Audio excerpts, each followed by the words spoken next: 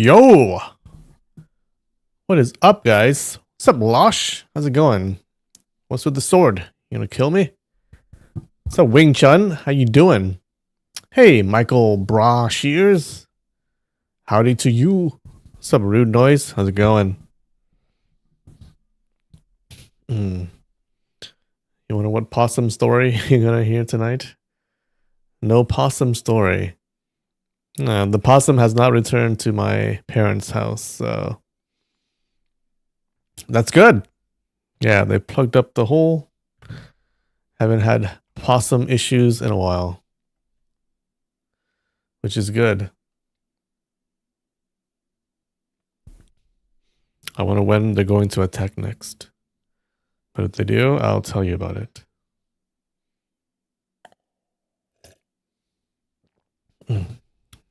All right.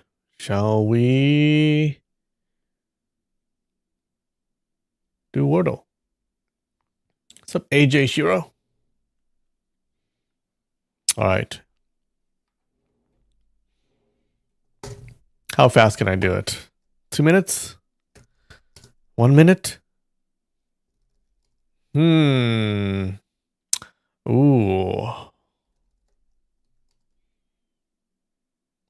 Oh. Maybe dummy or mummy? Mummy? Ah! That was like what, 20 seconds? Jeez. What's up, Nikki? How's it going? Hey, Malik. What's up, Florentino? How you doing? All right, connection.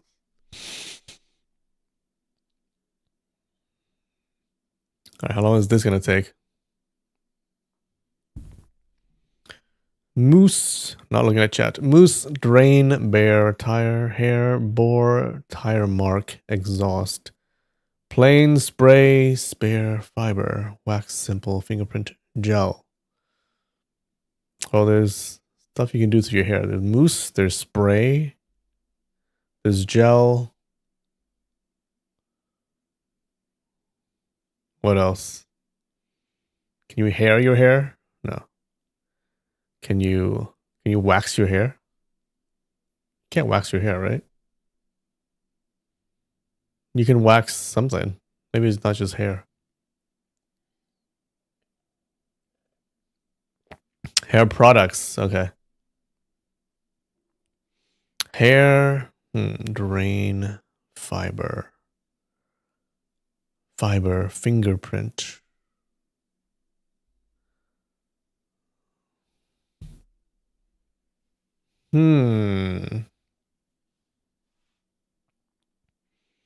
Tire, like parts of a car. Tire, exhaust.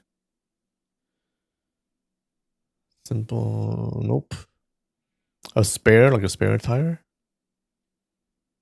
Drain, fiber. Tire, bear. Bear, plain, simple, spare. Spare? I think so. Okay. Hair, drain, bore, fiber. This fiber and hair. Oh, wait. Fingerprint. And tire mark. No.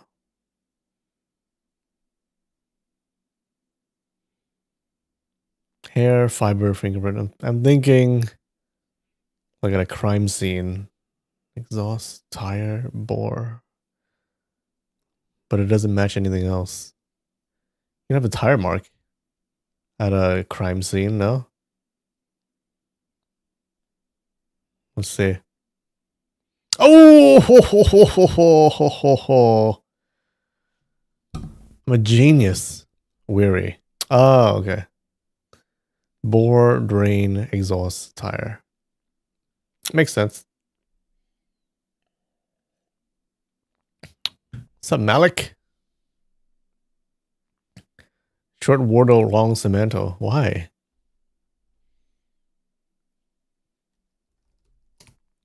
All right. Do this quick. Ooh, tire. Sentence. Paragraph. Drain. Cost. Letter. Write. Book. No. Exhausted. Tired. School's gonna tire you out tomorrow? Sorry. Area. Word. Yes. Sup. At. This. That. Save. Other. Wheel.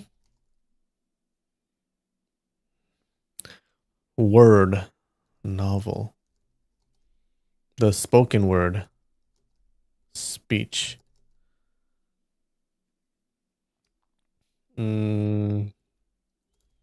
Talk. No. Conversation. Conversation. Nope. Script. Up. Yo. Word. No. No. None. Carving. Tongue. Light. Mic. Microphone. Phrase. Term. Okay. Phrase. A term. Promise. Paper. A wish. Hope. Prayer.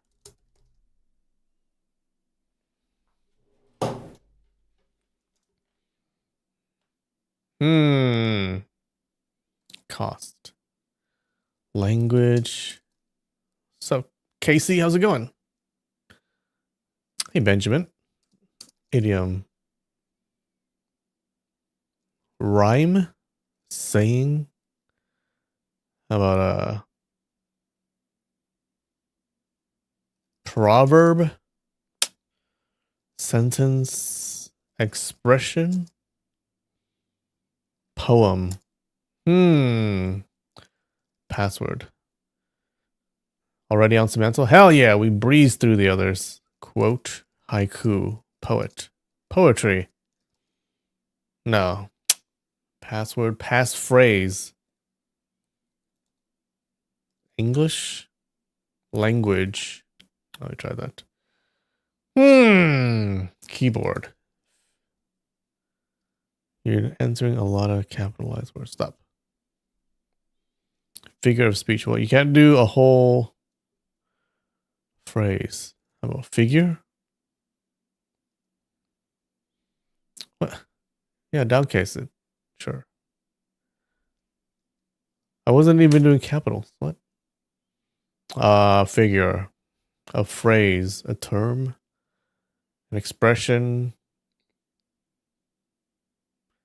Structure. Idiom. We tried literature. Art. Translate. Memorandum. Talk we tried.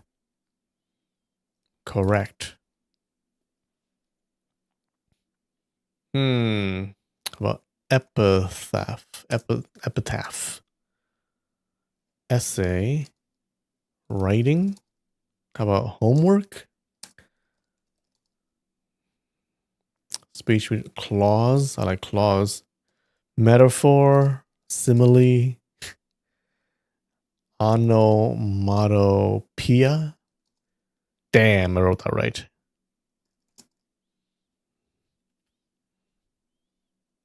Story. Folk tale.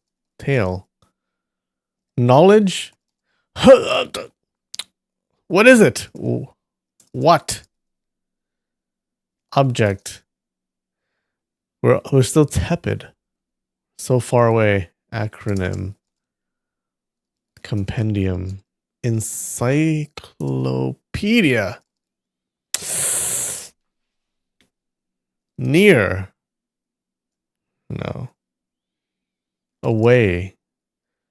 Maybe it has nothing to do with that. far.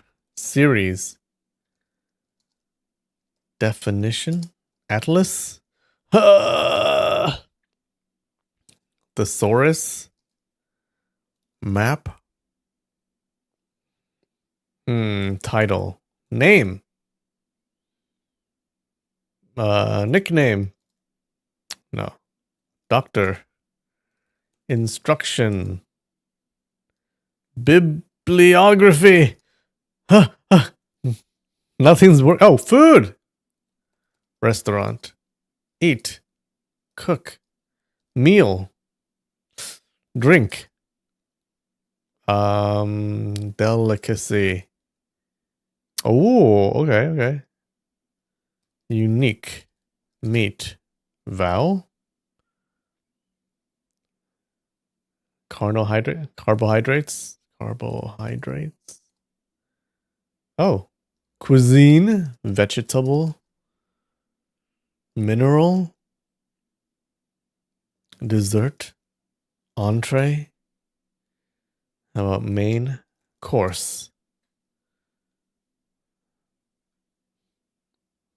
Pretzel? Protein. Oh, we're getting there. Protein, fat, fatty, acid, caffeine. Wait. Caffeine? Oh, caffeine's up there. What about breakfast? Morning. Fiber. Optic.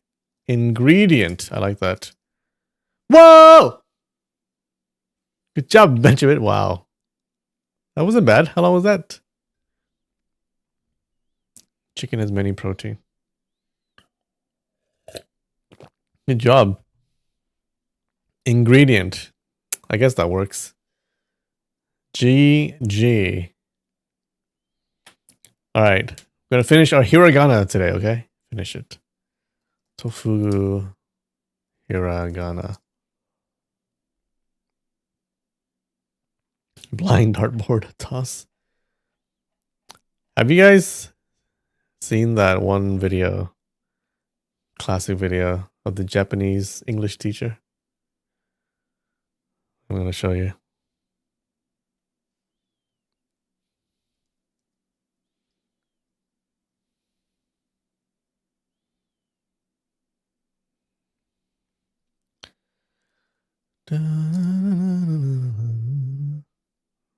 That is not the one.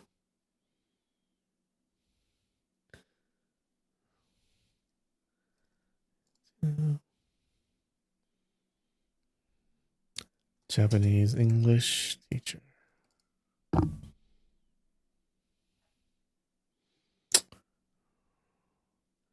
Have you seen this?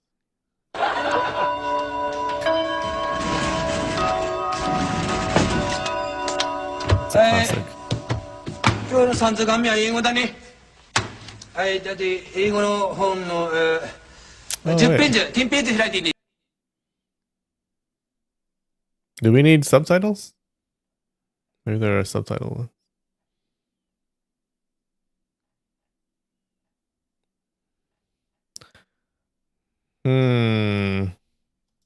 Skit.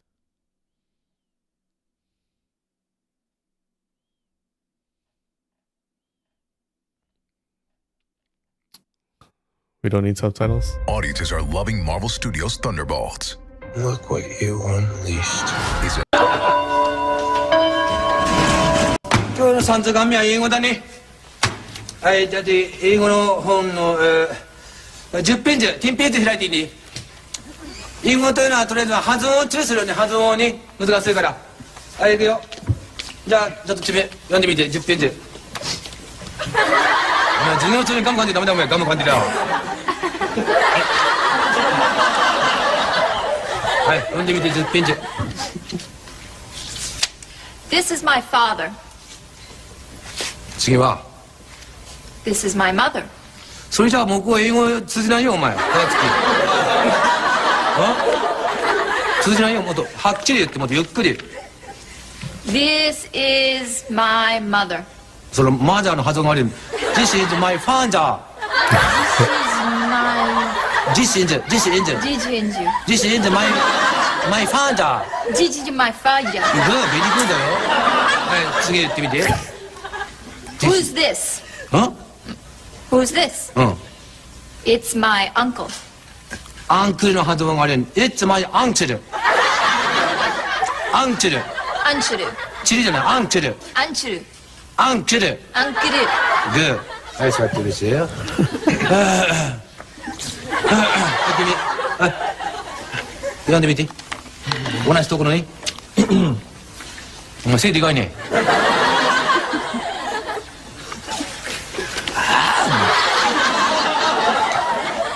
読んでみて。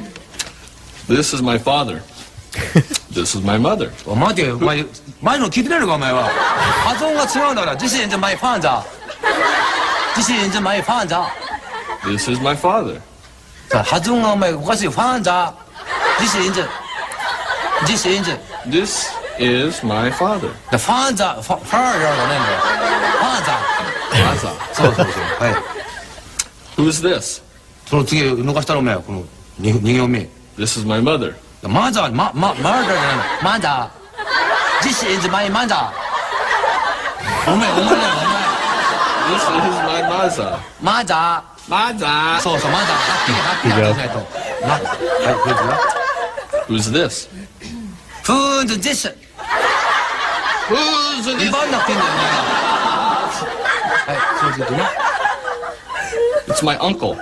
あんこじゃない、あんこだ、それが。それはあんこ。これ日本のあんこ、甘いやつ。違うの。It's my uncle. アンチル。 It's my uncle. It's my uncle. そうそうそう、その次って。次のページ。はい。 How come? Okay, what is this?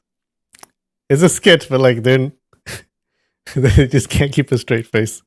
And they're like, oh, we're just gonna do one take, guys. If you can't keep a straight face, we'll keep it in the skit. Anyways, you got the idea.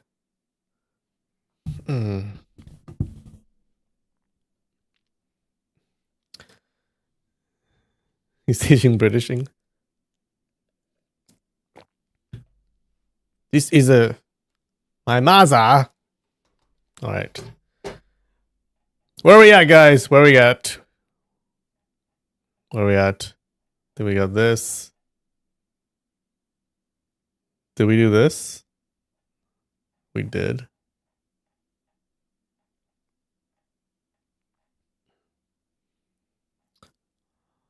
Ma.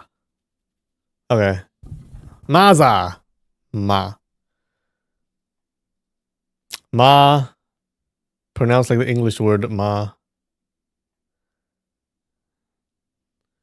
So the mnemonic is magic because it's a snake with 4 arms. Ma.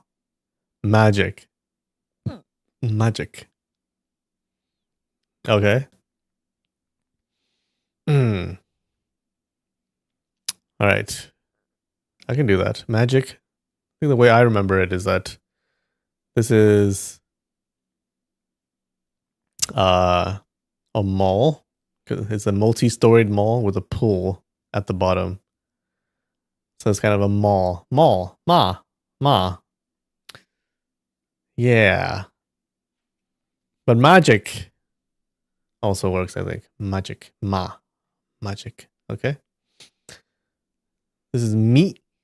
Meat. It looks like the lucky number 21. Who just hit the blackjack? Me. What? I don't think I need to use that mnemonic. I think I just remember this shape. So this is meat.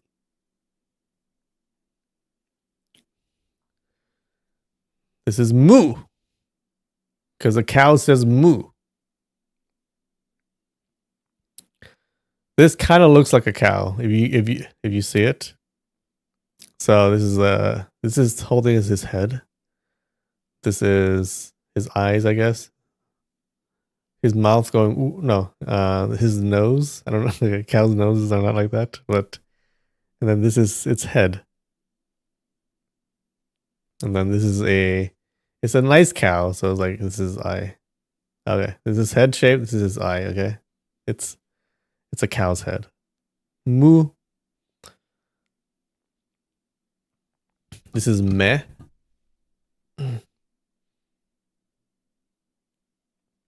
It looks like an eye. It's so beautiful because of the makeup. I'm not sure how helpful these mnemonics are.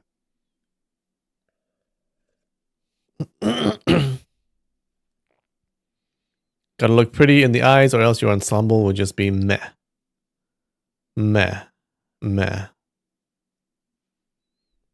The word for eye in Japanese is just meh. Okay.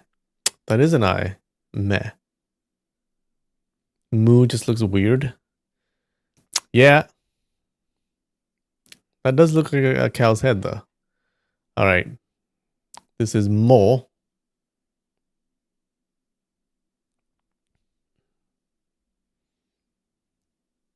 Mo. Mo.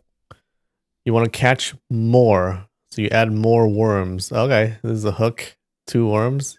Mo. Mo. More worms. Mo.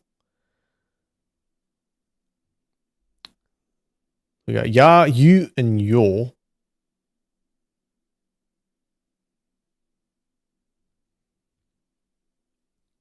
Ya, as in yacht. A yacht with an anchor? Do you guys see it? I guess. A yacht with an anchor. It kind of looks like a Y if you kind of just squint your eyes a little bit. Ya. Ya. Yacht. Okay. Sure. Alternatively, you can think of ya as the face of a yak too.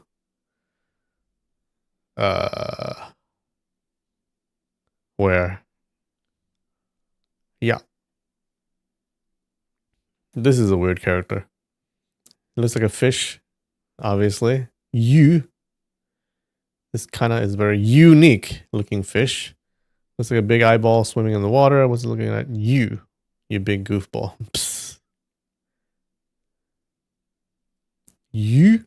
Okay, I think this is one that I'm going to have a lot of trouble with. You. Fish. Unique looking fish. Unique.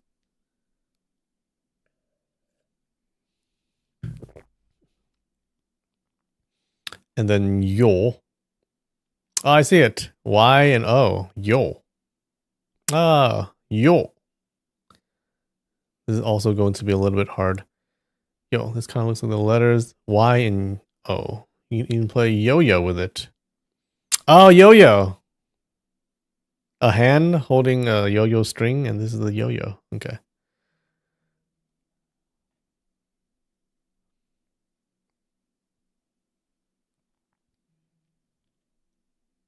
All right. Do we need to go through this too? Oh, almost done though. All right. Let's try this. We got boop, boop, boop, boop, boop, boop, boop, boop. All right. Let's see. Okay, we got. Is this meh? No. Something else. Meh, right? No. Yes? Yes. Fuck! What is this? Did we learn this?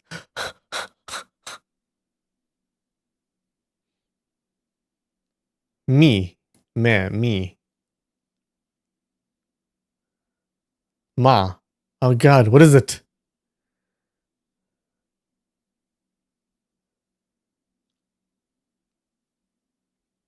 Hmm.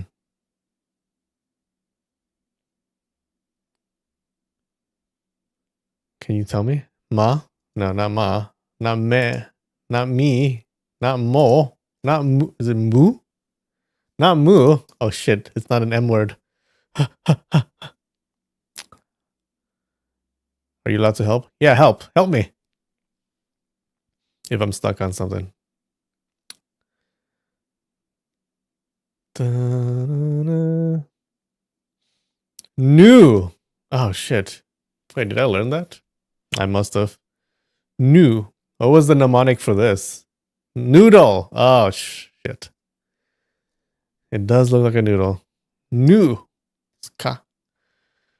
Sa. Te. Ni. O. Hi. Shi. This is. Chi. E. Yo. To.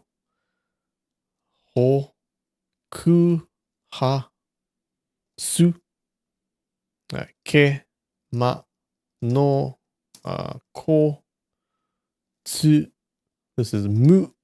Fu. New one. Wait, what is this? Yo. You. You? Not yo. You? You? Okay. Mo. Na. So. Oof. Wait, hold on. Hold on. This is ne. This is me. This is I. This is ni. Se. U. This is ya. Ki. He. And ta. All right. Fish you. All right. They want us to do this 5 times. All right. Na. He. Ya. Mi. Ta. Su. Se. Ke. No. Ki. Ku. Ma. Sa. Fu. Ni. A. Tsu. To. Mu. Hi. O. I. Ne. Nu. Fuck. I just did it. No. Do. Ne. Ho. This is.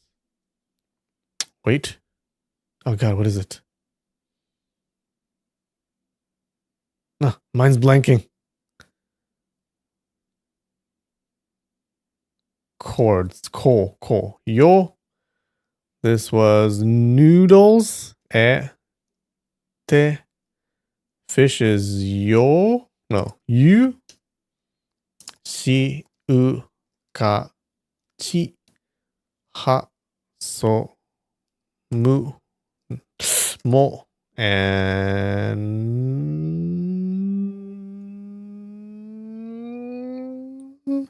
Me. All right. I can do this. This is noodles. No. Mo. Oh, fuck. What is this? No, it's chi. Sa is the other way. Ho, su, ma, yo, ka, se, me, na, sa, ta, he, fu, ha, ni, u, so. This is ne. To, ki, o, hi, ko, e, mi, I, ya. Ke, ku, a, mu, te, shi, tsu, and yo. You. I, you. Fish you. Fish you?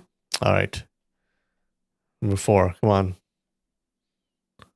I'll get it after 5 times. Su, so, fu, tsu, sa. Yo, mi, mu, ke, ma, ni, me, to, mo, no, ha. Ta, na, chi, e, o, hi, ya,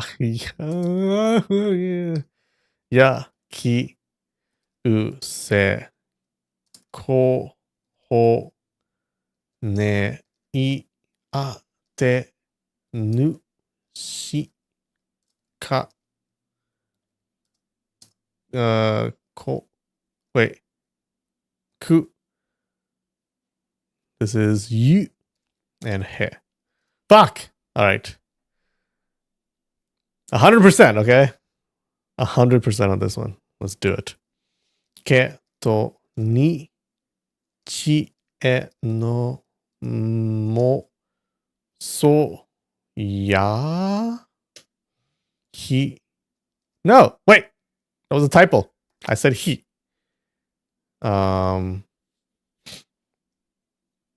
Ne tsu I sa ha ko a ma ku se fu he. Me ho mi ta te na yo u ki shi yu ka mu nu o su. Yes. Okay. And now we're going to finish it off. Okay. Ra di ru re ro. So Ra is a bunny. It's a very weird looking bunny. Ra la. Pronounced like a combination of ra and la. Looks like a rabbit. No, it just looks like a 5. I'm going to think of 5. Ra. D. Reed. Oh, 2 reeds. Reeds swaying in the wind, I guess. I'm not sure how helpful these mnemonics are. Reeds. D. Doesn't this look like an R? R-I. Like R and then I. But the I is just extended down here. D. Okay. I think that's better than reeds.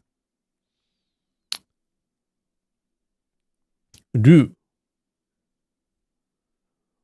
Root. Do.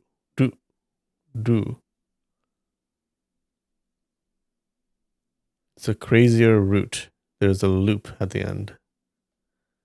It's a crazy route. It is a very crazy road. Do. Oh, this is hard. Do. Okay, a route. Then this. Whoa! Re. Retch. Oh, it's a guy retching. Ha ha ha. Re.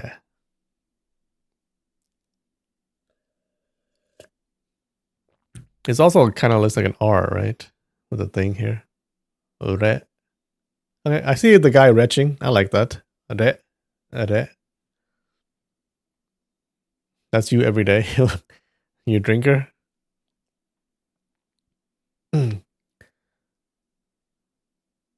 Roll. It's a road. Roll. For Ra, use rango, ra and go. I don't get it. Ra and go. Ra. I think I just remember this. This looks like a Ra to me.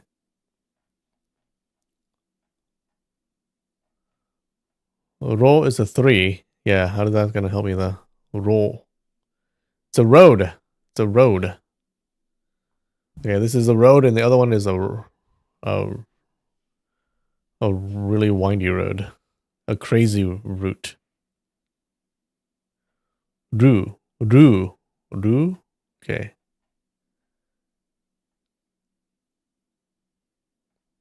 There's 2 roads. Roll. Roads. Roll. Okay. And then we got wa, wo, and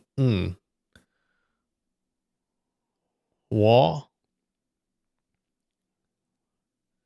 Looks like a wasp flying up. No, it doesn't. Kinda. You know what this looks like? I just think, wah! Like this is the mouth going, wah! That's how I remember it. Wah! This is wool. Whoa, what is this? Whoa. Whoa, yells the guy with the no chin. Someone threw a boomerang into his mouth. That's pretty whoa worthy, I think. I'm not sure how helpful that is. What? I see. This is the mouth, and this is a boomerang. You know, I think I have the perfect mnemonic for this. Okay. Look, this is a guy. This is a dude. He's running. Okay. And this is he's in a race. This is just this is the finish line. Okay, I don't know why it's windy, but this is the finish line. So he's running and he just crossed the finish line. So he won. Won. So that's how I'm going to remember it. And then I just remember this. It's a very distinctive shape. Walking water.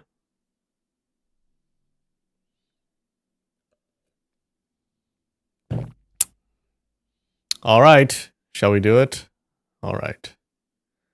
Can we do it all? Oof. Oof. Oof. All right. 100%. 100%. Yeah. つ、こ、す、ほ、お、り、め、た、さ、え、や、う、し、て、む、け、く。Ah, first one. Ro.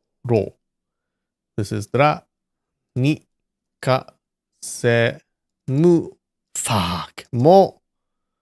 This is yu, na, no, wo. Wait.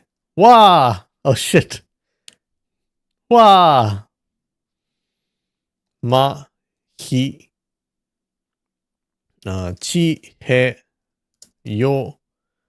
This is ru, i, to, ne, wo, re, nu, ha, ki, a, ni, fu, and so.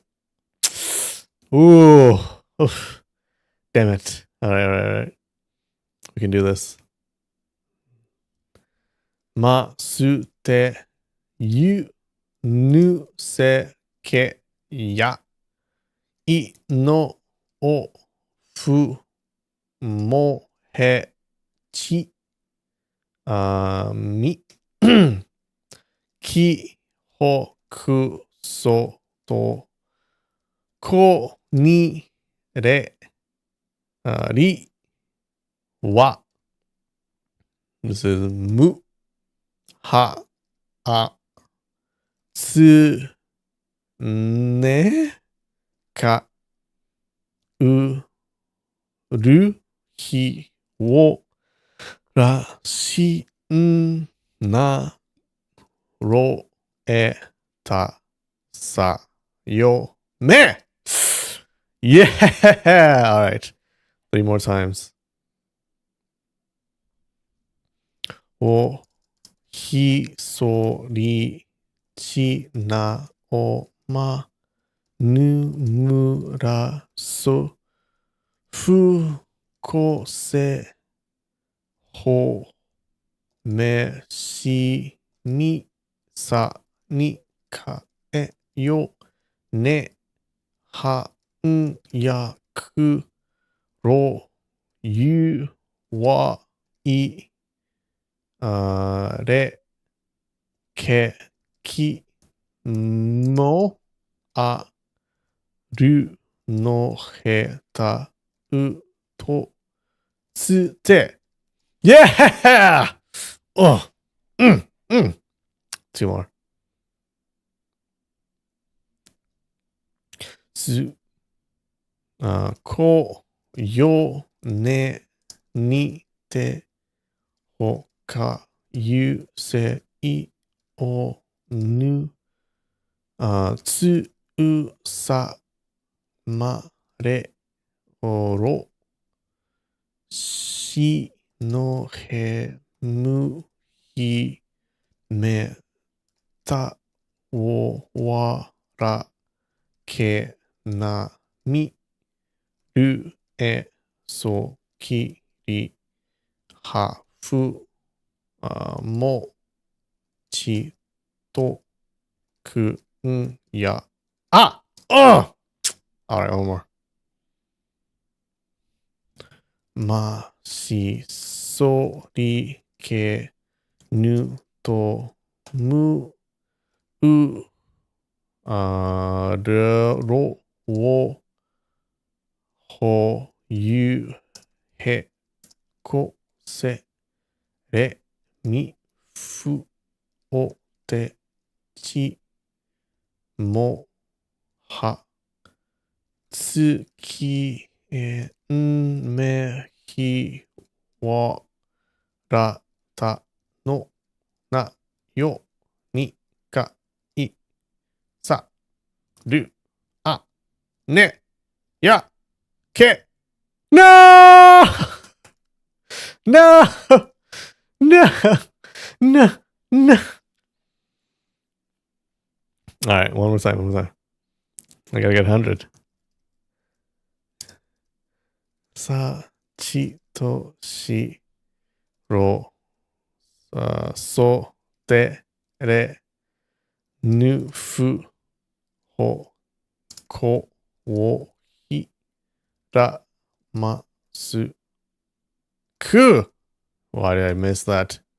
めあものはつあるよきむうせりえねいゆおたみかおわんなや Yeah! Success! Whew.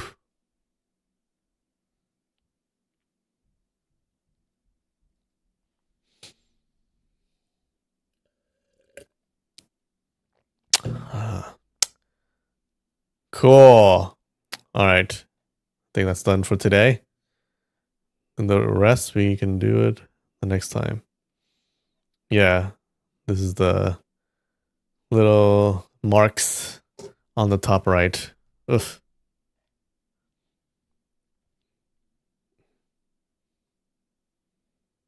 Okay. Success.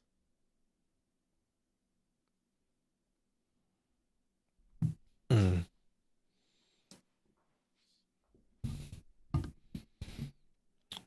Do, do, do, do, do.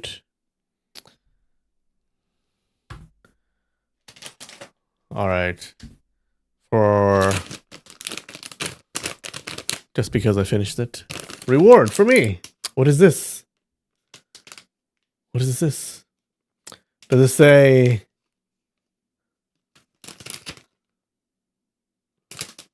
Sakura? Sakura? No, this is.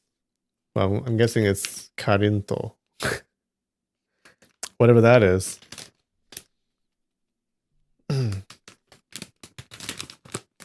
Look kind of like poops. Little pieces of poops. Yeah, is that what your poops look like, Benjamin?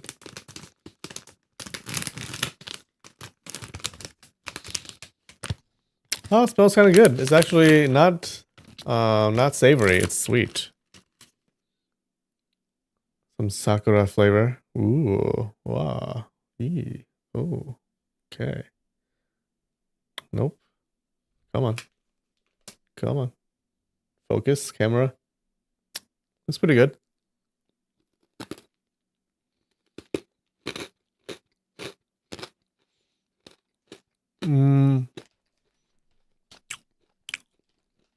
Pretty crunchy.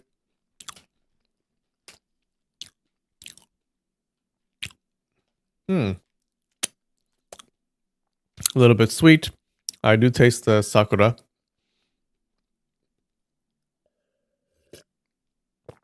Well, but not much to praise. It's like a little sweet thing. You know what? It's like a 6 out of 10, guys. 6 out of 10. All right. Let's see if there's something else better. What we got? This. Ooh. All right, let's try to read this. This is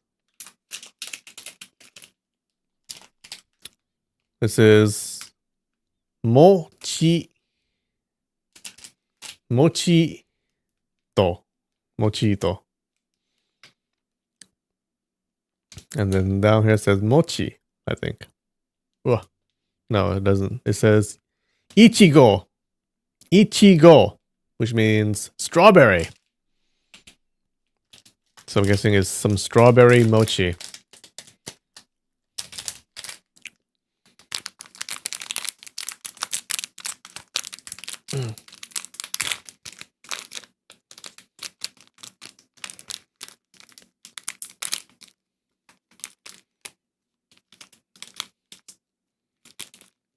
Okay. There's a rabbit on the front. Is it rabbit flavored? I got 2 mochi. Oh, shall I squish it? What is the squish rating? A bloop bloop. Bloop bloop. Bloop bloop. Bloop bloop. Very squish. Nice squish. It's a nice squish. It's like a 9 out of 10 squish. Oh. Actually, really good. There's a strawberry filling inside. Outside is just a little bit sweet. Not too sweet. A little sweet. Very chewy.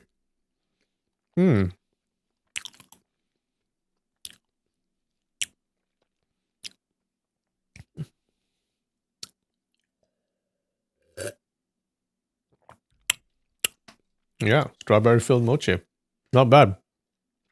That's I'm gonna say 7.5 out of 10. All right. All right, last one. What is this?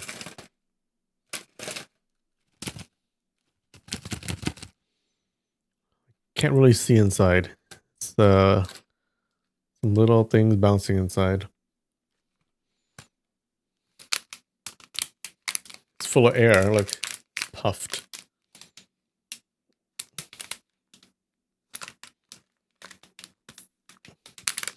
All right.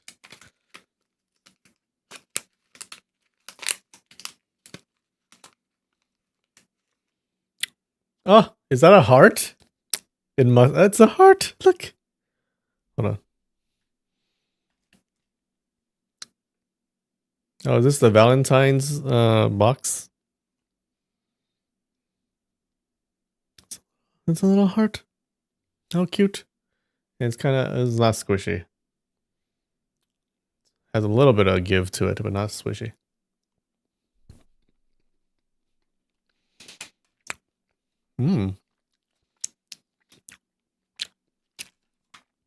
It's like coated with a little sugars.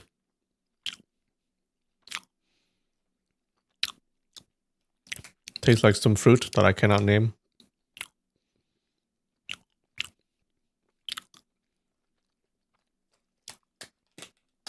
Yeah, it's a gummy.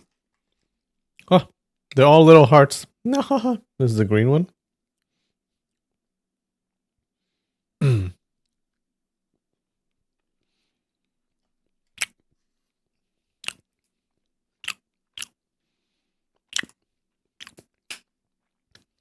I think it's apple.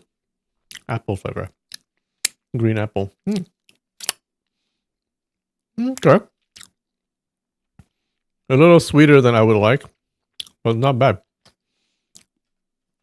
I like the little hearts. Okay. Oh, there's another color. Purple. What do you think this would taste like? Purple heart.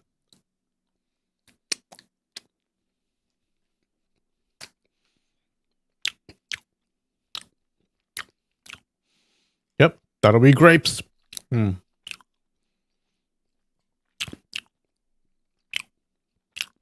Grape flavor.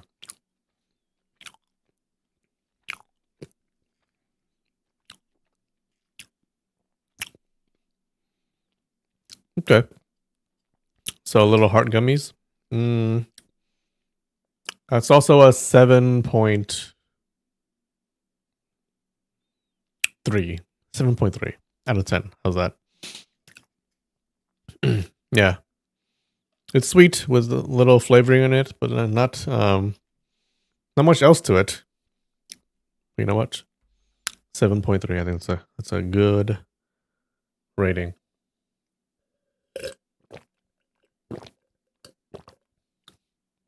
Onion flavor, yellow onion, purple onions. Now you want to eat some candies? Yeah, go for it. Ah, the mochi is really good. Okay. Should I eat it? No, I'm gonna save it for later. Cool. Cool. All right. You all ready? Ready for today's chapter? All right. Recap. What happened last week? So last week, our heroes Guojing and Huangrong, they're going up the mountain to meet the Southern Emperor, and so they can have him heal Huangrong. Okay. Now there are 4 guardians that they have to pass through: the fisherman, the woodcutter, the farmer, and the scholar. So we meet the fisherman, and he's like catching special salamanders or something. He calls them gold babies or whatever. And just when he's about to catch them, Guojing says something that scares them off. The fisherman gets mad. Apparently, he lost the gold babies that his martial uncle told him to take care of. Huangrong says that, oh, she has gold babies at home. And Guojing orders the eagles to fly to Peach Blossom Island and get them. And it does. They give them to the fisherman, who goes inside the house to deposit them somewhere. But as he's doing that, Guojing and Huangrong, they take the opportunity to steal the fisherman's boat. And they row off to the next place. They reach the second guardian. He's the woodcutter.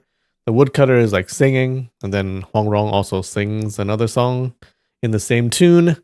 And the woodcutter is super pleased, so he let them pass. He's not a great guardian. They reach the farmer, and the farmer is like, he's stuck holding a rock with an ox on top of it, and he couldn't let go of the rock because the ox would fall and get injured too. So Guojing sees that. He runs to the farmer and he helps him. So he's holding the rock, and the farmer gets out. But the problem is now Guojing is stuck under the rock, and the farmer is like, okay, I'm gonna go report to my master. But Huangrong, she's a clever girl, and she tricks the farmer, and she gets him to grab her hedgehog armor to give to Guojing. Okay, so as he lifts the rock to place the armor on Guojing, Huangrong tells Guojing to escape, and he does. So now the farmer is stuck under the rock again. And so Huangrong and Guojing, they go on ahead. So these guardians doesn't seem like they're great at their job.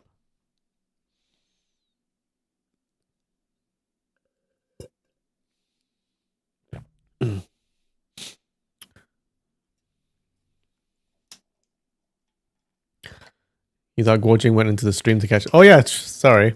True! Guojing went under the waterfall. Okay. I lied. Just to see if you paid attention. You are correct. So he actually... Guojing caught the salamanders himself. Because he's a badass.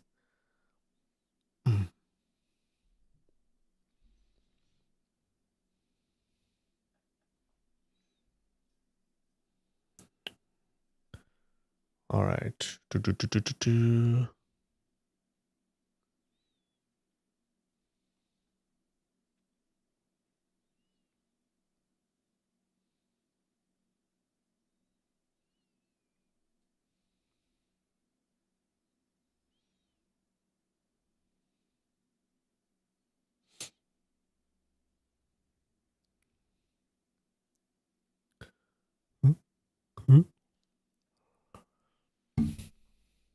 You sense a future plot device? All right. Chapter 30. Master Yi Deng.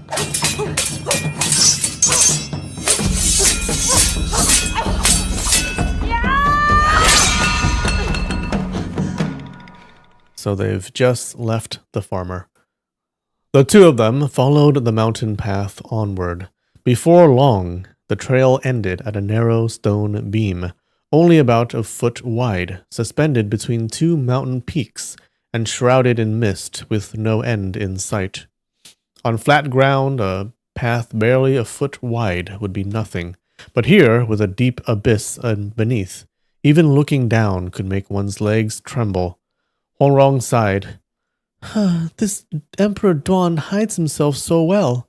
Even if someone bore immense hatred against him, by the time they found their way here, half their anger would have already cooled. Guo Jing said, "But why did that fisherman say Emperor Duan is no longer of this world? That's quite troubling." Hongrong replied, "That's something I truly can't figure out. Judging by his look, he didn't seem to be lying.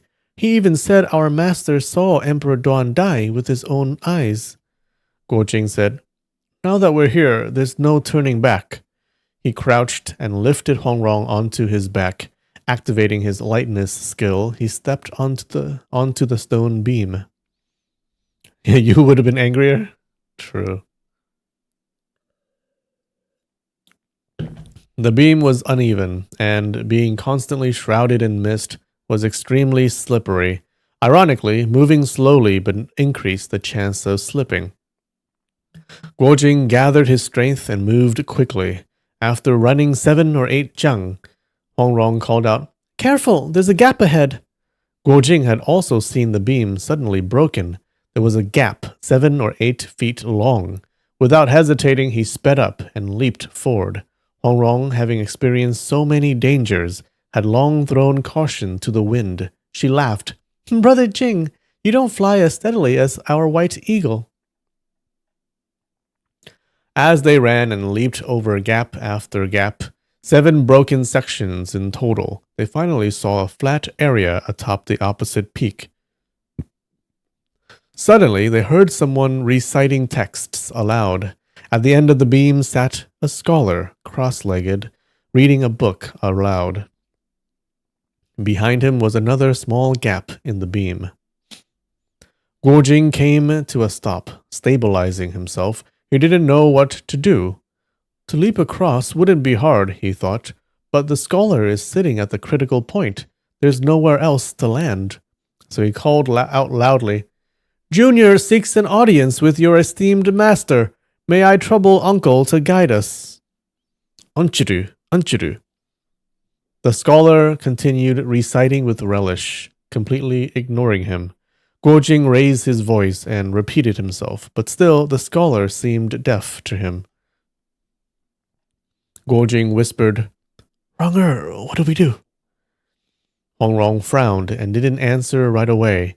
She could tell that this was a delicate situation. On a beam so narrow, even a single wrong move could mean death. Even if Guo Jing overpowered him, they were here to ask for help. How could they justify injuring someone? Seeing that the scholar continued to ignore them, she grew worried. Listening to what he was reading, she realized it was a passage from the Analects. She heard him reciting with joy.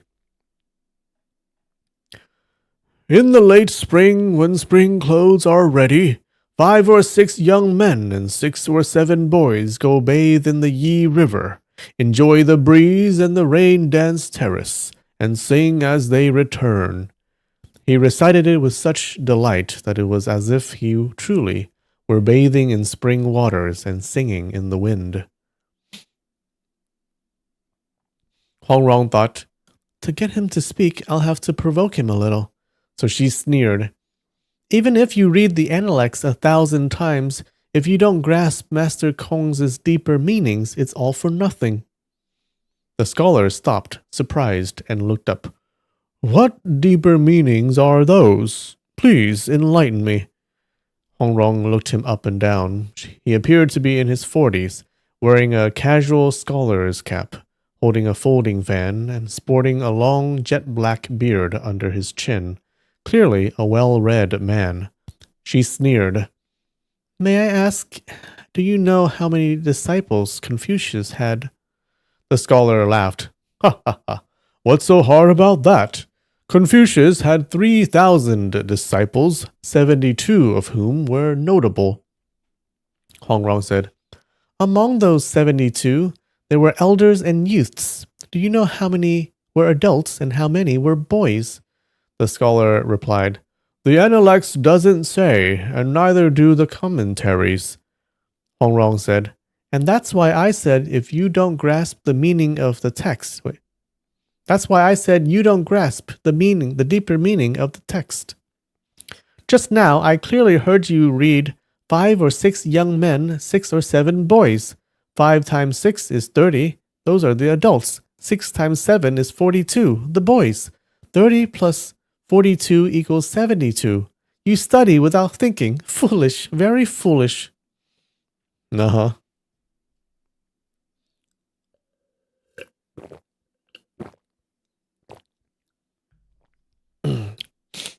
The scholar burst out laughing, unable to contain himself at her absurd interpretation, but secretly admired her quick wit. You are indeed clever and well-read, young lady. Very impressive. You wish to see my master? What is your purpose? Hong Rong thought, If I say we're here to seek medical help, he'll make it difficult, but I can't not answer. Well, since he's quoting the Analects, I'll use Confucius's own words to deflect. So she replied, The sage I may not meet, but to see a gentleman is enough. When friends come from afar, is it not a joy? The scholar laughed heartily. Ha ha ha ha ha. Well said. I'll give you 3 questions. If you can answer them all, I'll take you to my master. But if you miss even one, I'll have to ask you to turn back. Hong Rong said, Oh no, I haven't studied that much. If they're too hard, I won't be able to answer. The scholar smiled. Not too hard, not too hard. Here's a riddle poem. It tells of my background. Guess the 4-character answer. Hong Rong said, Ooh, a riddle. Sounds fun. Please recite it. The scholar stroked his beard and chanted, The 6 classics long cherished in my chest, a sword sharpened through 10 years' quest. Whoa. Did the AI rhyme this poem? 1 apricot branch across my crown, the secret near leaks, I'll speak no less. A single dot, big as a dipper star, hides half a bed, leaving nothing more.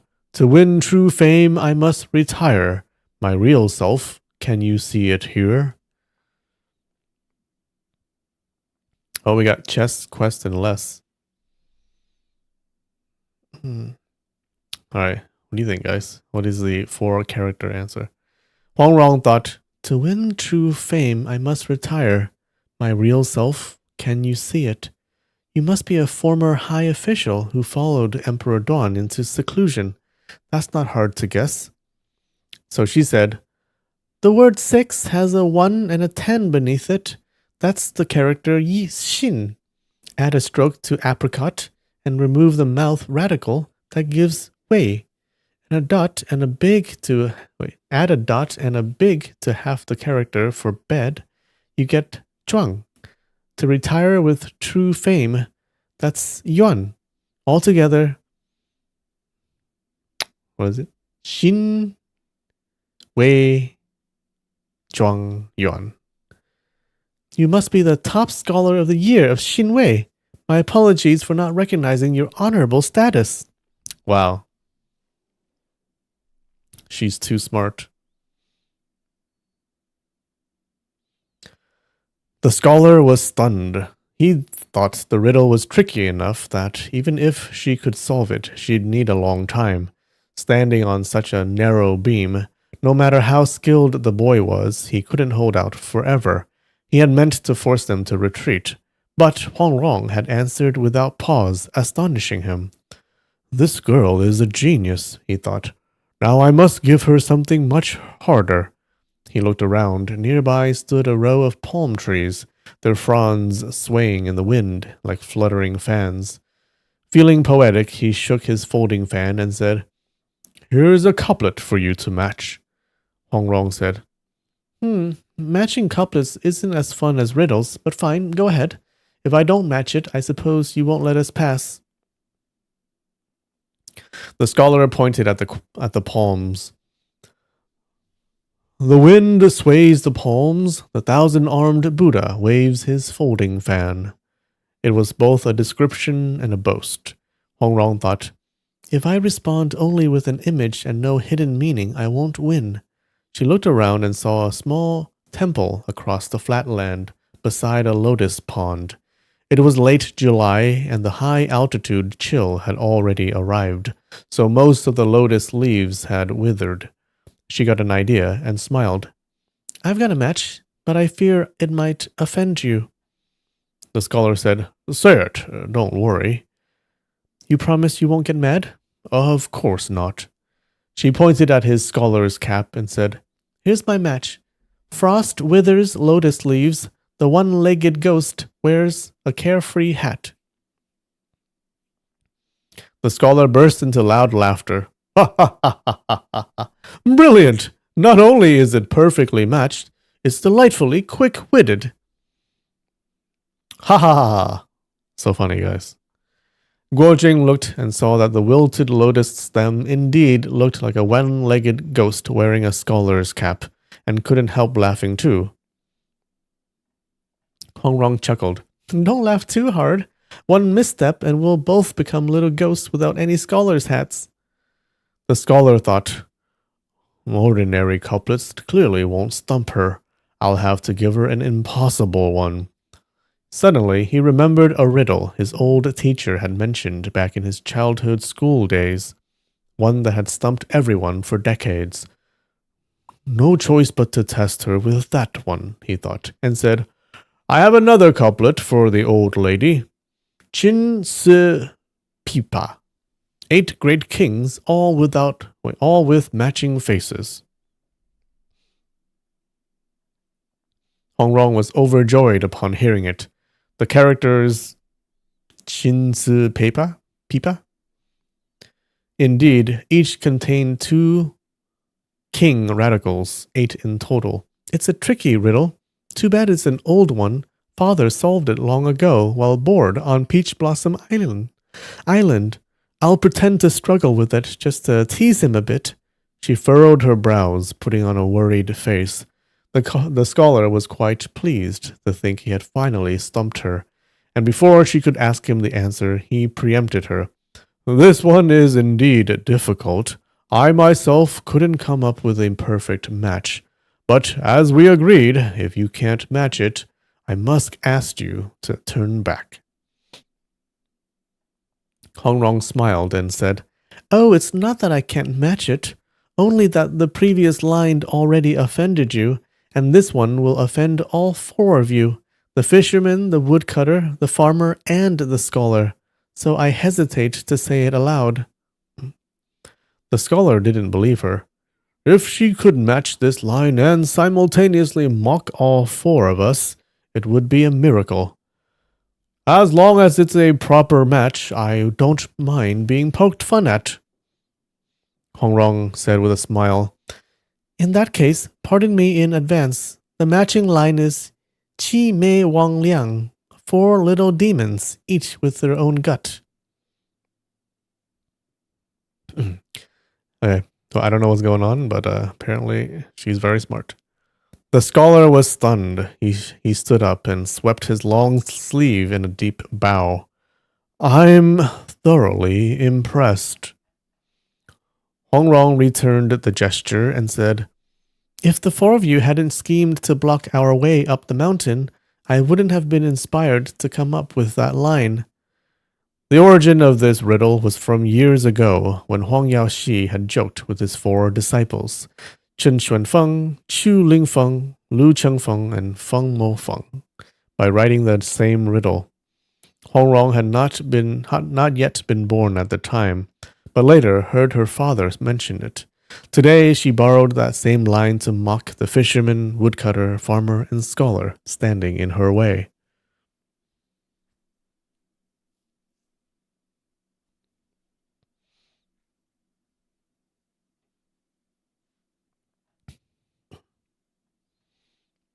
The scholar grunted, then leaped across the small gap and said, "Please proceed."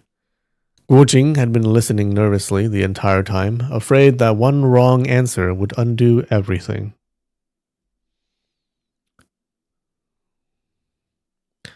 Okay, so the scholar's line have the king characters in them, and the other line has the demon character in them. Okay, sure.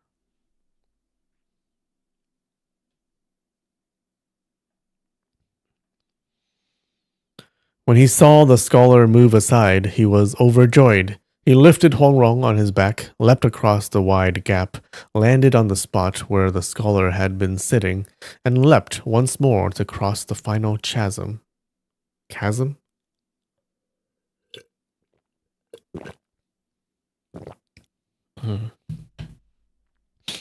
The scholar, seeing how easily Guo Jing had carried Hongrong across such dangers, was secretly impressed.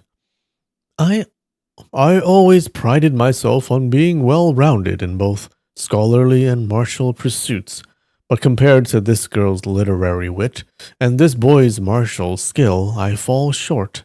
How shameful. He glanced again at Hongrong, who was visibly proud and delighted to have outwitted a scholar. Let me tease her a bit, so she doesn't get too smug. He said, Your literary talent is excellent, young lady, but your behavior is lacking. Hongrong asked, How so? The scholar said, The Mencius says, It is propriety that men and women should not touch hands. You are a maiden, and that young man is not your husband. Why do you let him carry you on his back? Mencius said that it's only permissible for a man to help his sister-in-law out of the water. You, on the other hand, are neither drowning nor his sister-in-law. This behavior violates proper conduct. Hongrong thought, No matter how close Brother Jing and I are, everyone knows he's not my husband. Lu Chengfeng said this, now this scholar too. She pouted. Mencius talked a lot of nonsense. Who says we have to take him seriously? The scholar was indignant. Mencius was a great sage. How can his words not be taken seriously? Hongrong laughed and chanted, Since when do beggars have 2 wives? Where would neighbors get so many chickens? While the Zhou king still ruled the land, why fawn on Qi and Wei for rank? The scholar stood stunned, unable to respond. This verse was composed by Huang Yaoshi himself, who disdained sages like Confucius and Mencius. He wrote poems mocking them. This one ridicules 2 anecdotes from Mencius, one about a man with a wife and concubine begging for food, and another about a man who stole a chicken from his neighbor every day. Huang Yaoshi saw both stories as absurd. The final lines criticized Mencius for seeking favor from minor kings, instead of serving the Zhou royal court, thus betraying the very ideals he preached. Ooh, what about that, scholar? The scholar thought, The chicken thief and the beggar are just metaphors, not to be taken literally, but those last 2 lines, if Mencius himself heard them, he might struggle to defend his actions. He looked again at Hongrong, thinking, So young, yet so sharp. Without another word, he turned and led them onward. As they passed the lotus pond, he glanced again at the wilted lotus leaves. Hongrong gave a cheeky giggle and turned away. He led them into a small temple and invited them to sit in the east wing. A young monk served them tea. The scholar said, Please wait a moment. I will inform my master.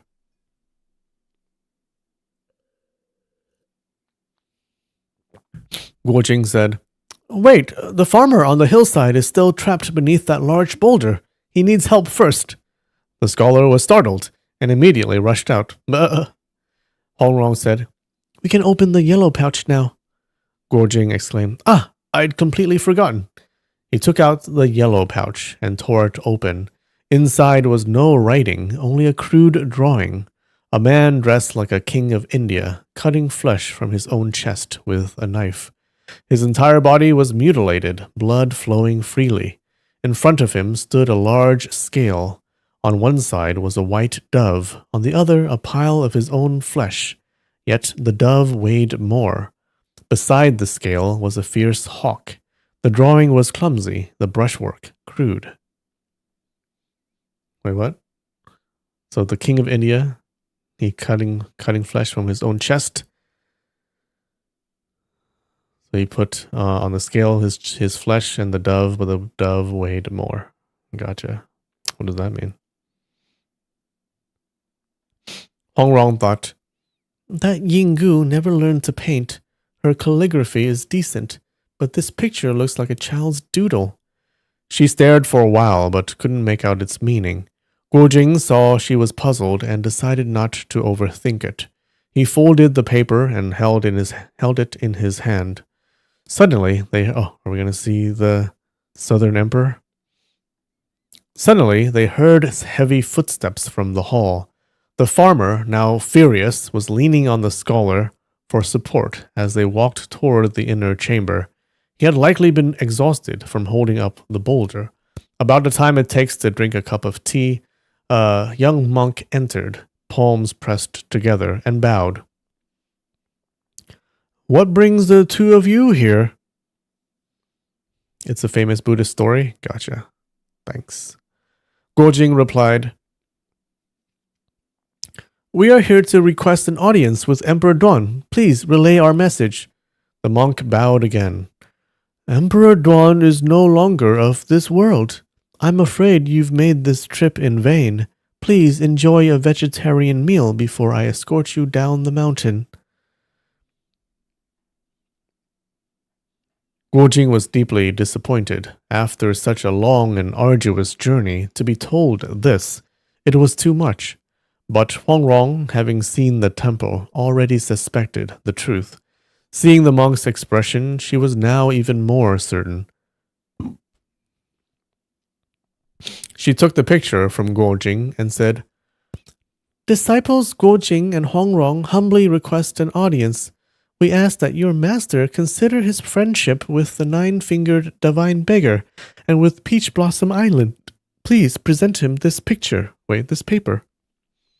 The monk accepted the picture, didn't look at it, bowed, and went inside. Not long after, he returned, eyes lowered, and said, "Please follow me." Guo Jing was overjoyed. He helped Huang Rong to her feet, and they followed the monk inward. Though the temple looked small from outside, it was quite spacious within. They walked a stone path, passed through a bamboo grove, and found themselves surrounded by deep green shade and peaceful silence, completely cleansing their worldly troubles. Hidden within the bamboo were 3 stone cottages. The monk gently pushed open one of the doors, stepped aside, and bowed to let them in. Guo Jing noticed the young monk's respectful manner and felt warmly toward him. He gave a smile of thanks before entering the room alongside Huang Rong. Inside, a small incense burner of sandalwood was lit atop a low table. On either side of the table, 2 monks sat cross-legged on straw mats. One was dark-skinned, with deep-set eyes and a high nose, clearly a native of India. The other wore a coarse monk's robe, his long white eyebrows drooping past his eyes. His face radiated compassion, and though sorrow lingered between his brows, his refined and noble demeanor was unmistakable. The scholar and the farmer stood respectfully behind him. Okay, so one is an Indian monk, and one is our Emperor Duan. At that moment, Huangrong no longer had any doubt. She gently tugged Guo Jing's hand and stepped forward to bow deeply before the long-browed monk. "Disciples Guo Jing and Huangrong meet martial uncle," she said. Guo Jing was startled, but without stopping to think, followed her lead and kowtowed 4 times with great sincerity. The monk smiled gently, stood up, and helped them to their feet. "Brother Qi has taken in a fine disciple, and Brother Yao has raised an extraordinary daughter," he said with a laugh. Then pointing to the farmer and scholar, he added, "They tell me that your literary and martial talents both surpass those of my own disciples. What a joy!" Guo Jing was startled by his words. This tone clearly marks him as the imperial Lord Duan, but how did an emperor become a monk? And why do they say he's no longer of this world? I'm totally confused. How did Ronger know he was the imperial Lord Duan? As he pondered this, the monk turned to Hongrong and said, "How are your father and master these days? I remember sparring atop Mount Hua with your father before he'd even married. Who would have thought that 20 years later he'd have such a lovely daughter? Do you have any siblings? Who is your maternal grandfather?" Okay. He seems nice. All right. Good time for a break. I will be right back. 5 minutes. All right. We're back. Let's see how this Southern Emperor is like. Hongrong's eyes reddened with emotion. "I was my mother's only child. She passed away long ago. I don't even know who my maternal grandfather was." The monk softly patted her shoulder in comfort. "I've just come out of a 3-day meditation. Have you two been waiting long?" Hongrong thought. Judging by his demeanor, he's glad to see us. The resistance we faced getting here must have been the doing of his disciples. She replied, "We just arrived. It's a good thing your disciples tried so hard to delay us. If we'd arrived earlier while you were still in meditation, it would have been for nothing." The monk chuckled. "Ha ha ha ha. They're just afraid I see too many outsiders. But how are you two outsiders at all? Such a sharp tongue, young lady. Clearly from a long scholarly lineage. The imperial Lord Duan no longer walks the mortal world. I'm now known as the monk Yi Deng. Your master saw me renounce the world with his own eyes.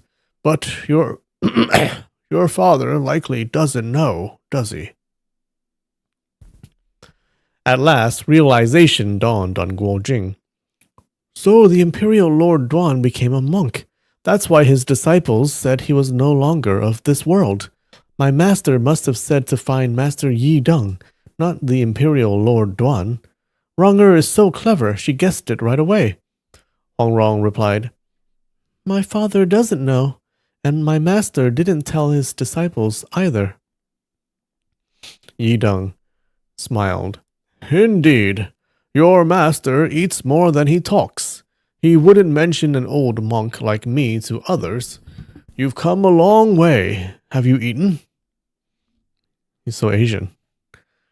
Just as he said this, he suddenly gave a start, grabbed Hongrong's hand, and led her toward the doorway.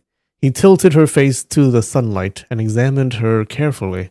His expression grew increasingly grave. Even Guo Jing, who was normally slow to catch on, realized that Master Yi Deng had discovered the severity of Hongrong's injuries. His heart ached. Suddenly, he dropped to his knees and knocked his head to the ground repeatedly. Yi Deng reached out and gently lifted him by the arm.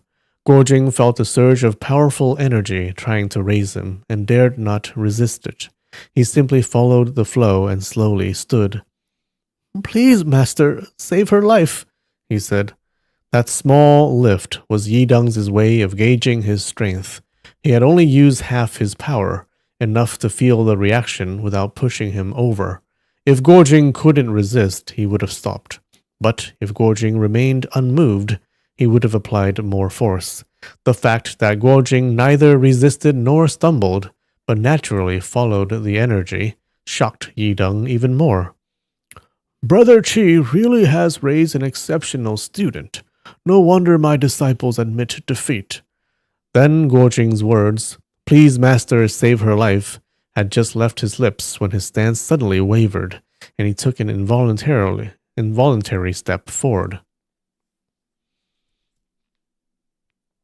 Alarmed, he immediately gathered his energy to steady himself, but his face flushed red. Yi Deng's internal power lasts so long. I thought I'd neutralized it, but he used borrowing and returning force.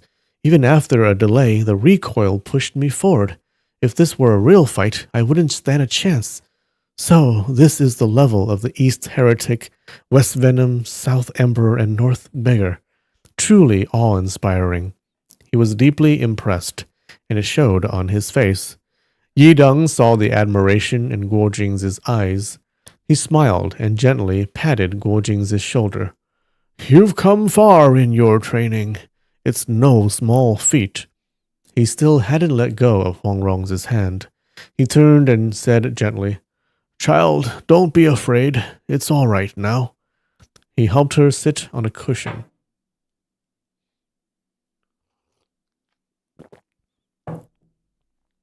In all her life, Huangrong had never felt such genuine kindness. Her father loved her deeply, but he always acted in strange ways. Though affectionate, he treated her more like a clever companion than a daughter. Now, with just a few words from Yi Deng, it felt as though she were suddenly reunited with the loving mother she had never known. All the pain, injustice, and endurance she had bottled up since her injury burst out, and she cried aloud. Yi Deng comforted her with a warm voice. Good child, don't cry. I'll surely heal the pain in your body. But the kinder he was, the more overwhelmed she became. Her sobs turned into uncontrollable weeping. Guojing was overjoyed to hear Yi Deng promise to heal her, but when he turned, he saw the farmer and scholar glaring at him with rage. Guilt gnawed at him. We reached this place thanks to Ronger's trickery. No wonder they're angry. But Master Yi Deng is so kind. Why did his disciples try so hard to stop us? Oh. Wait. Oh no. Is he going to sacrifice his life to save her? I think that's why they're angry. Yi Deng said gently, Child, how are you hurt? And how did you get here? Tell uncle slowly. Huangrong wiped her tears and began telling the story. How she'd mistaken Qiu Qianrun for his brother Qiu Qianzheng, how she was struck by his twin palms, and more. When Yi Deng heard the name Iron Palm Qiu Qianrun, his brow furrowed slightly, but he soon regained his peaceful composure. As she recounted their meeting with Yinggu in the swamp forest, and how she'd guided them here, Yi Deng's face suddenly darkened, as if remembering some deep, painful memory. Huangrong stopped speaking for a moment.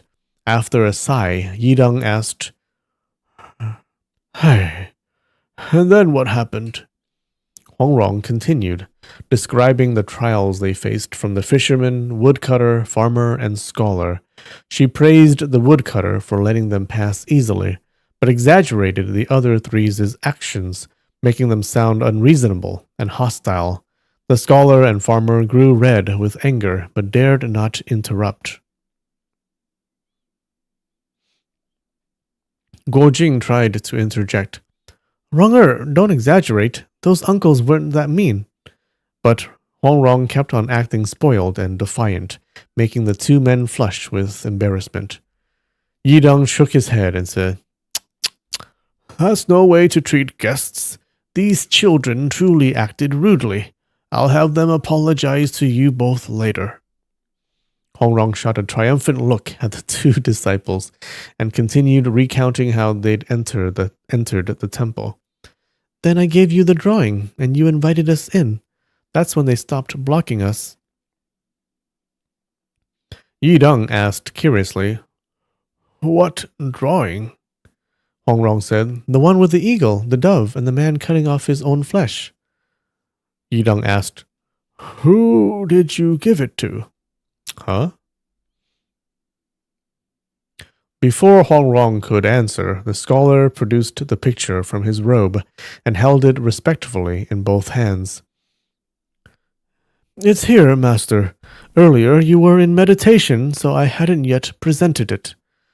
Yidong reached out and accepted the drawing, smiling at Hongrong as he said,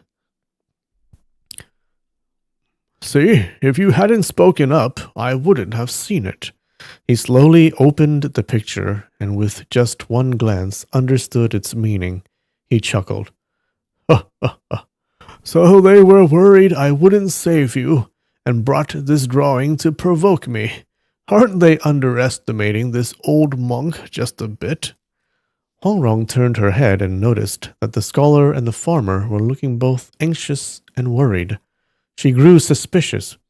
Why do they look like their lives are at stake, just because their master agreed to treat me? Could the medicine be some kind of rare treasure they're unwilling to part with? When she turned back, Yidong was examining the drawing closely.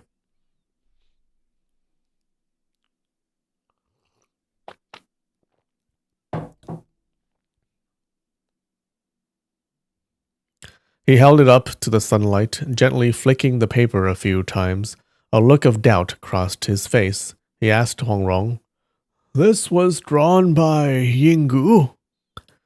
Yes, Hongrong replied. Yidong pondered for a moment and asked again, Did you see her draw it with your own eyes? Hongrong sensed something was amiss. Recalling the scene, she said, She had her back to us when she wrote. I saw her hand moving, but I didn't directly see her draw or write anything. Yidong said, You mentioned there were 2 other pouches. Let me see the notes inside. Gojing handed them over. Yidong's expression shifted slightly as he read them. He murmured, So it's true. He passed the 3 notes to Hongrong and said, Your father is a master of calligraphy and painting. You must have inherited some of his skills. Look closely. See if there's anything different about these 3 notes. Hongrong accepted the notes and examined them. These 2 were written on ordinary jade white paper, but the one with the drawing was done on old cocoon paper, very rare. Yidong nodded. I'm no expert in calligraphy or painting. How would you assess the drawing? Hongrong looked more closely and smiled. Uncle, don't pretend. You already saw this wasn't drawn by Yinggu. Yidong's expression shifted. So it really wasn't her work? I only guessed from logic, not by examining the drawing itself. Hongrong pulled at his sleeve and said, Look here, these 2 notes were written with delicate and graceful brush strokes, but the drawing's lines are stiff and forceful. This was drawn by a man. Yes, definitely a man's hand. He had no training in art, doesn't understand perspective or spacing, but his brush was steady and powerful. The ink strokes even pierced through the paper, and the ink is very old. I'd say older than I am. Wow, the ink strokes pierced through the paper? That's crazy. I can't do that. He must be really powerful. Yidong sighed, then pointed to a scripture book on a bamboo table, signaling the scholar to bring it over. The scholar handed it to him, and Hongrong saw that the title strip on the cover read, The Treatise of Supreme Adornment, authored by Bodhisattva Asvaghosha, translated by Kumarajiva of the Kucha Kingdom in the western regions. She thought, if he starts quoting scripture, I'll be totally lost. Yidong opened the scripture, placed the drawing next to it, and said, "Look here." Hongrong gasped. "Ah, the paper is the same." Yidong nodded. Guo Jing, puzzled, whispered, "What do you mean the paper is the same?" Hongrong replied, "Look closely. The paper of this scripture is rough, thick, and laced with yellow fibers, just like the drawing." Guo Jing examined it and nodded. "They are the same, but what does that mean?" Hongrong looked expectantly at Yidong, waiting for him to explain. Yidong said, "This scripture was a gift from my junior brother who brought it back from the western regions." Until now, Guo Jing and Hongrong hadn't paid much attention to the dark-skinned monk from India sitting silently in the corner. Now they both turned to look, seeing him seated cross-legged, seemingly oblivious to everything said. Yidong continued, "This scripture is written on paper from the western regions. So is this drawing. Have you heard of a place in the west called White Camel Mountain?" Hongrong exclaimed, "The Western Venom, Ouyang Feng?" Yidong nodded slowly. "Yes, this drawing was made by Ouyang Feng." Oh.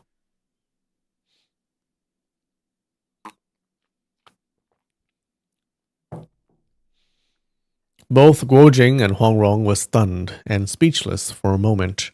Yidong smiled faintly. "This young fellow truly plans far ahead," Hongrong said. "Uncle, I didn't know this was drawn by that old poison snake. He must have bad intentions." Yidong replied. "He values the 9-yin manual far too much," Hongrong asked. "This drawing has something to do with the 9-yin manual?" Seeing her flushed with excitement, Yidong noticed how pale she truly was, her energy nearly depleted. He gently held her arm and said, "Let's talk about that later." "No! Why?" "First, we must tend to your injuries." He then helped her toward the side room. "Forget about her injuries. Tell us. What the fuck?"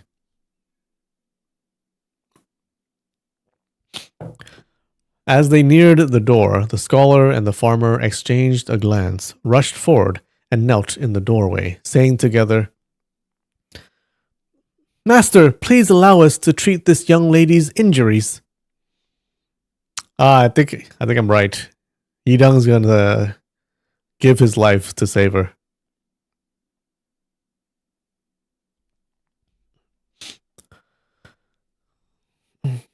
All monks like to beat around the bush. They like to beat their bush. I don't know what that means. Yidong shook his head. "Do you have the skill? Can you heal her?"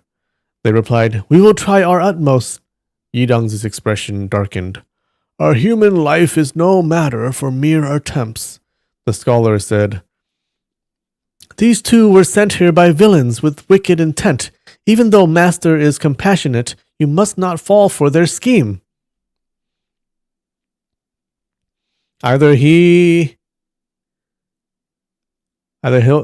die or he'll just lose all of his martial arts. Yidong sighed and said, "Hey, what have I been teaching you all this time? Take that drawing and look at it closely." He handed it to the scholar.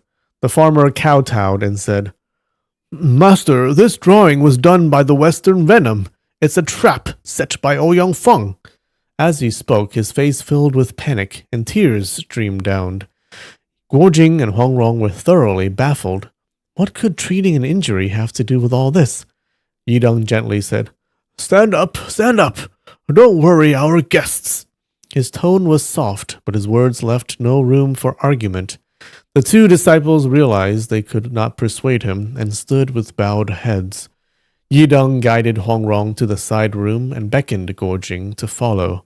Once inside, he let down the bamboo curtain and lit a stick of incense, placing it into the censer on the table. The room was bare, with nothing but a bamboo table and 3 straw mats on the floor. Yidong had Hongrong sit on the center mat, then sat cross-legged beside her. Glancing at the curtain, he told Guojing, "Stand guard at the door. Don't let anyone in, not even my disciples." "Yes," Guojing replied.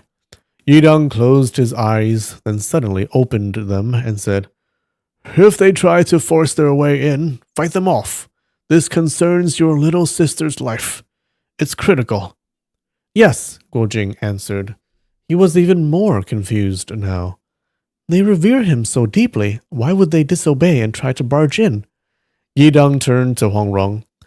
"Relax completely. No matter what pain or strange sensations you feel, don't try to resist with your inner strength." Hongrong smiled faintly. "Let's just pretend I'm already dead." Yidong chuckled. "Smart girl." He then closed his eyes and entered a meditative state. As the incense burned down to an inch, he suddenly leapt up, left palm on his chest, right index finger reaching slowly toward the crown of her head, the Baihui acupoint.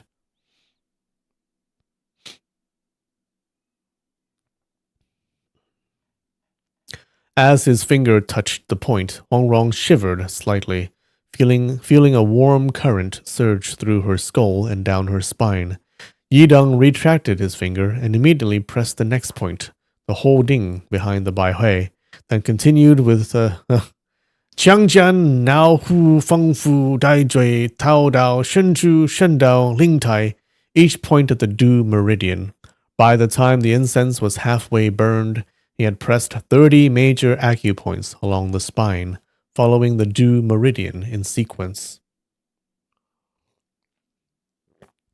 Guojing, now far more advanced in martial knowledge, watched in awe. He saw that Yidong's movements were smooth and effortless, with each point pressed using a different technique. Each gesture was broad and powerful, each unique in character, unlike anything he'd ever learned from the 6 Freaks of Jiangnan or read in the 9 Yin Manuals' section on acupoint manipulation. He stood wide-eyed and speechless, amazed beyond words. He had no idea that Yidong was using the culmination of his life's cultivation to open all of Hongrong's extraordinary energy pathways. Having finished the due meridian, Yidong sat down to rest. After Guojing replaced the incense, he sprang up again and began pointing to the 25 major acupoints of Hongrong's run meridian. This time his movements were rapid. His arm trembled like a dragonfly skimming the water's surface. Even before he even took a breath, he had already completed the entire meridian. Oh shit. He was just like vibrating. Though each of these 25 strikes was as fast as lightning, not a single one missed its precise mark. Guojing watched in awe and admiration, thinking, "Heavens, there's a martial arts like this in the world?"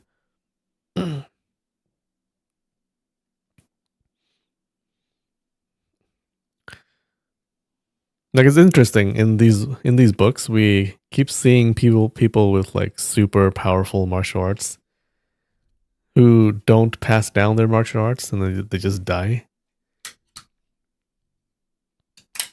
So does martial arts get worse and worse every generation? Is that why nowadays no one knows these martial arts? Because all of these martial arts masters, they just keep on dying? Then, as Yidong moved on to the 14 acupoints of the yin linking meridian, his technique changed yet again. He moved with the majesty of a dragon, the might of a tiger, radiating a regal aura despite his simple monk's robes. To Guojing's eyes, he no longer seemed like a humble monk who had renounced the world, but a sovereign commanding a nation. He has 4 students, but none of them is anywhere near his level. Yeah. These powerful guys, they just die off. And their martial arts, they just go extinct. Not cool. Without pause, Yidong moved on to the 32 points of the young linking meridian. This time, he used distant strikes. He kept a full zhang, around 3 meters, away from Huang Rong and suddenly surged forward to tap her feng qi point at the base of her neck. He hit and retreated in one breath, fast beyond compare. Guo Jing thought, this method is perfect for close combat. When things get dangerous, this kind of technique allows you to defeat your enemy and retreat safely. Truly a peerless art. No one wants little Ouyang Fengs or Lin Pingjis running around. Yeah, you think it's for the best? He focused intently on Yi Deng's approach and withdrawal, especially the timing of attack and retreat, which was agile and elusive like a fish or a rabbit. Then he thought, Yinggu's movements when we sparred were slippery and graceful, quite similar to this, but far inferior in execution. Could she have learned this from the master himself? Oh yeah.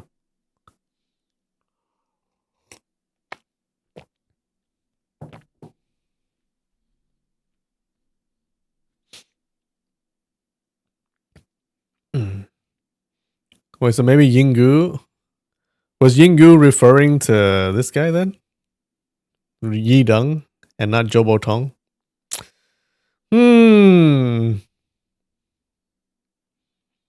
Was my theory wrong?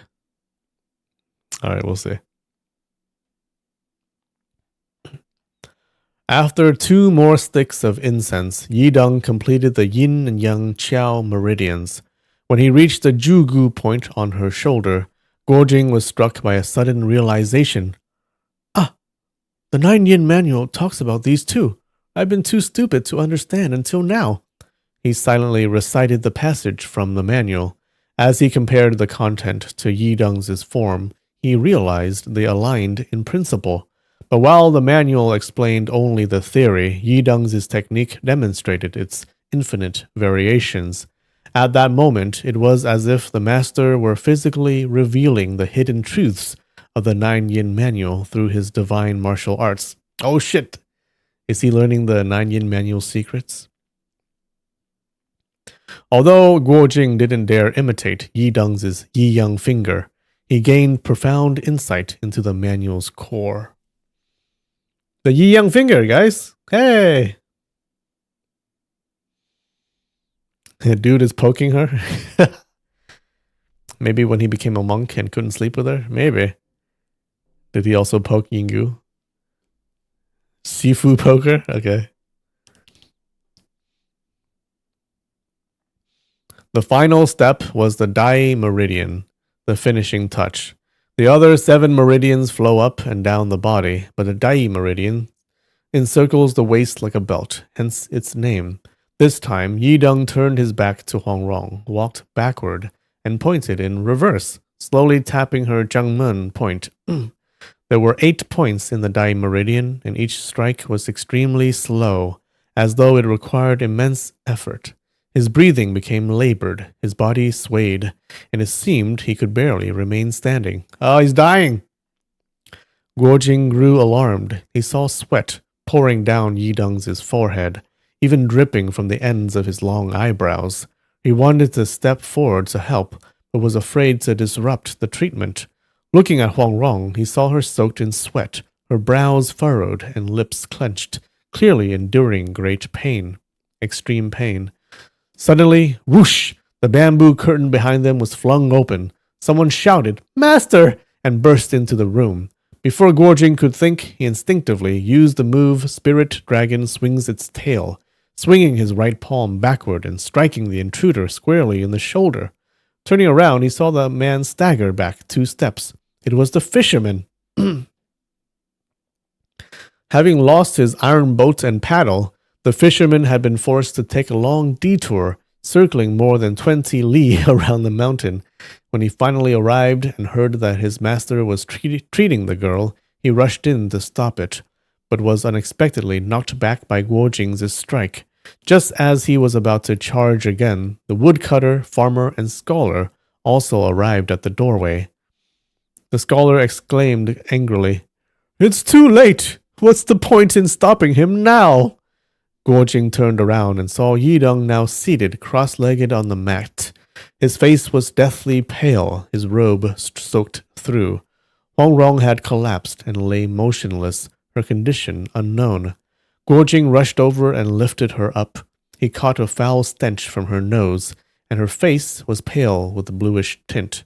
But he saw that the dark aura around her had vanished, and her breathing was steady. He sighed in relief. Oh no, is he dead? We all know women love the Dawns and their Yi Yang finger. True.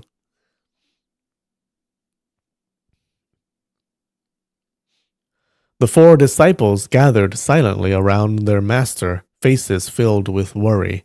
Guojing focused on Hongrong and saw that her complexion gradually turned red. But then it reddened too much. Her cheeks flushed like fire. Soon after, sweat beaded on her forehead, and her color faded from red back to white. This cycle repeated 3 times. After the 3rd, she let out a soft and opened her eyes. She said, Jinguge, where's the stove? Wait, where's the ice? Guojing was overwhelmed with joy. Trembling, he asked, What stove? What ice? Hongrong looked around and smiled. I had a terrible dream. I dreamed of Ouyang Feng, Ouyang Ku, and Qiu Qianren. They put me in a stove and roasted me, then brought out ice to freeze me, then roasted me again when I got cold. It was awful. What's wrong with Uncle? Yidong opened his eyes slowly.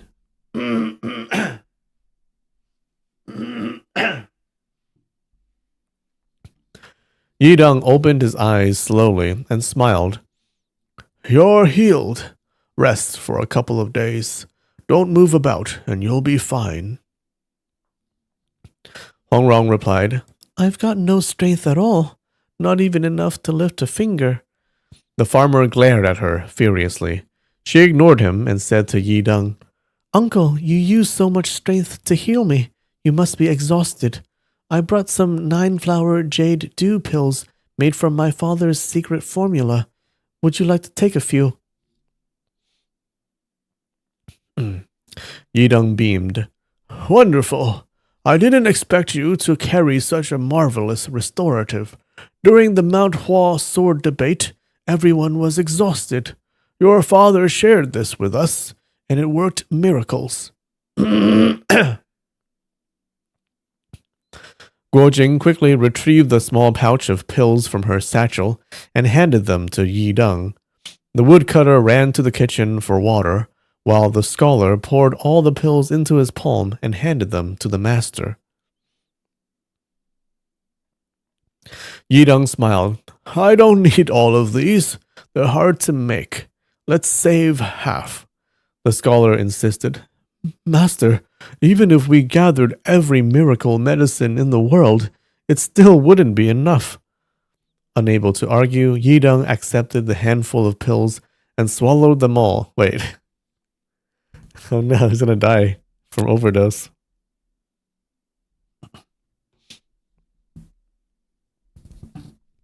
After a few sips of water, he told Guojing, Help your little sister rest for a few days. When you leave the mountain, there's no need to come see me again. There is one thing I must ask of you. He's gonna die. Guojing immediately knelt and gave 4 loud kowtows. Hongrong, who usually joked and played around, even with her father and master, now gracefully knelt and said softly, Uncle, for saving my life, I will never forget your kindness. Yidong smiled. It's better to forget. That way you won't carry any burdens. He turned to Guojing. Don't speak of what happened here to anyone, not even your master. Guojing was stunned. He had planned to bring Hong Qigong to Yidong for treatment. This request left him speechless. Yidong smiled. And don't return again. We're all planning to move soon. Guojing blurted, Where will you move to? Yidong only smiled. All right. I think this is a good time to stop for today. All right. What do you think? He's clearly gonna die, right? No question. It's kind of fucked. He's gonna go to heaven.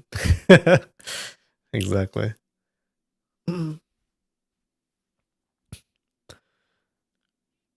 So maybe that was Yingu's plan all along. Yingu planned for this guy to die, maybe? I don't know.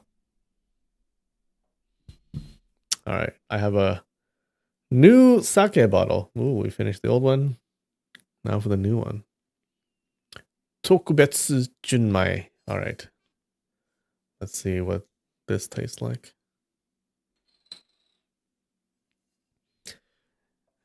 They're moving to Nirvana. He's becoming enlightened. All right. Cheers.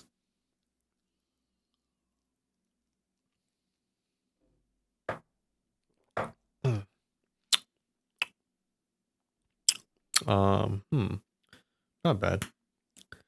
Better than the previous one.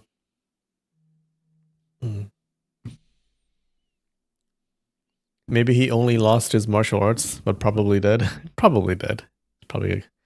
He's a goner. His days are numbered. Oh well. You like him? He's a good dude. I like him. And that's why he needs to die. Alright, guys. That was cool. Alright. Hong Rong is cured. Good for her. I'm still not sure who Yingu is. I still think she I think she had a thing. She was referring to Jobo Tong, not the Southern Emperor. Yeah. It seems she does have some history with the Southern Emperor. But then again, he is a Duan. He is a Duan. You know, so that's still a distinct possibility. The Duans are good dudes with huge eyebrows. Yeah. Maybe Yingu was actually his half sister. True. I'm